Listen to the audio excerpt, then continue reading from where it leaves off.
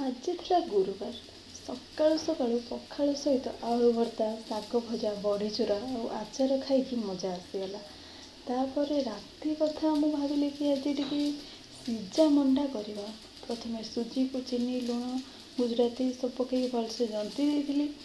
ନଡ଼ିଆଟେ ବାଡ଼େଇକି ତାକୁ କୋରି ପୁର ପ୍ରସ୍ତୁତ କରିଦେଇଥିଲି। ତାପରେ ପିଠା ତିଆରି କରି ତାକୁ ମୁଁ ଇଟିଲି ଛାଞ୍ଚ ଦେହରେ ଷ୍ଟିମ୍ ଦେବା ପାଇଁ ବସାଇ ଦେଇଥିଲି।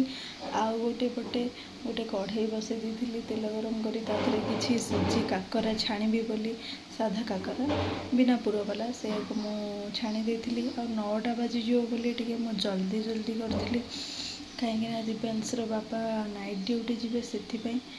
ଆଉ 9ଟା ପୂର୍ବରୁ ବି ମୋ କାମ ସରିଯାଇଥିଲା।